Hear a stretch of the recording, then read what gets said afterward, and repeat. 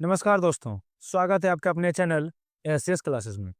आज हम पढ़ने वाले हैं क्लास 10th के बायोलॉजी का चैप्टर 7 आनुवंशिकता तथा जैव विकास यानी हेरिडिटी एंड ऑर्गेनिक इवोल्यूशन के लघुत्तरीय प्रश्न, वो भी एकदम आसान भाषा में।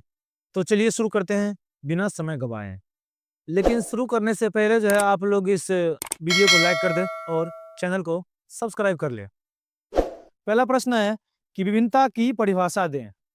देखिए, जीव के ऐसे गुण जो उसे अपने जनकों अथवा अपनी ही जाति के अन्य सदस्यों के उसी गुण के मूल स्वरूप में भिन्नता दर्शाता है, विभिन्नता कहलाता है। यानी कि इसमें जो है अपने जनक से जो है भिन्न पाया जाता है जीव, यानी अपनी ही जाति के सदस्यों से जो है भिन्न होता है, वही कहलाता है विभिन्नता। दूसरा प्रश्न है कि आनुवंशिकता का अर्थ बताएं। देखिए, एक पीढ़ी से दूसरी पीढ़ी में जीवों के मूल गुणों का संचरण ही आनुवंशिकता कहलाता है। यानी एक पीढ़ी से दूसरी पीढ़ी में अगर जीवों के मूल गुणों का संचरण हो रहा है, वही कहलाता है आनुवंशिकता। यानी इन गुणों का संचरण एक पीढ़ी से दूसरी पीढ़ी में जनकों के युग्मक के द्वारा होता है। तीसरा प्रश्न है कि जीन प्रारूप या जीनोटाइप किसे कहते हैं। देखिए, किसी जीव का जीनी अथवा आंतरिक संरचना उस जीव का जीनोटाइप कहलाता है। अर्थात जो उसकी आंतरिक संरचना है, जो हमें दिखलाई नहीं पड़ता है, वही कहलाता है जीनोटाइप। चौथा प्रश्न है कि मेंडल का प्रथम नियम या पृथक्करण का नियम क्या है।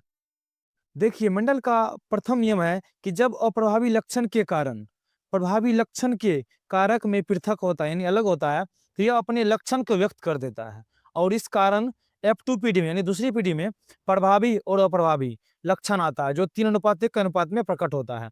इसे मेंडल का प्रथम नियम या पृथक्करण का नियम कहा जाता है। पांचवा प्रश्न है कि जीन कोश क्या है। देखिए, किसी भी प्रजाति विशेष के एक आबादी में स्थित समस्त जीन उस आबादी का जीन कोश कहलाता है। अगला प्रश्न है कि आनुवंशिक गुण से आप क्या समझते हैं। देखिए, ऐसे गुण जो पीढ़ी दर पीढ़ी जनकों से उनके संतानों में संचारित होते रहते हैं, आनुवंशिक गुण कहलाते हैं। यानी इसमें क्या होता है, कैसा गुण है आनुवंशिक गुण, जो माता पिता से उसके बच्चे में संचारित होता रहता है, वही कहलाता है आनुवंशिक गुण। जाति उद्भवन क्या है। देखिए, ऐसी प्रक्रिया जिसमें विकास के क्रम में एक प्रजाति से नई प्रजातियां बनती है जो अपने पूर्वजों से भिन्न होते हैं, जाति उद्भवन कहलाता है। अगला प्रश्न है कि जंतु वर्गीकरण के विभिन्न स्तरों का नाम लिखिए। देखिए, जंतु वर्गीकरण के निम्न स्तर है: जगत, उपजगत, फाइलम, डिवीजन, वर्ग, गण, कुल, वंश और जाति। ये सभी जंतु वर्गीकरण के स्तर है। अगला प्रश्न है कि समजात अंग एवं असमजात अंग से क्या समझते हैं।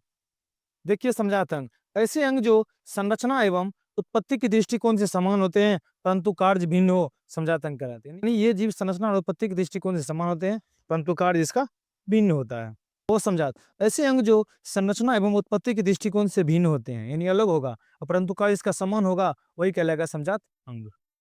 अंतिम प्रश्न है कि लिंग क्रोमोसोम किसे कहते हैं।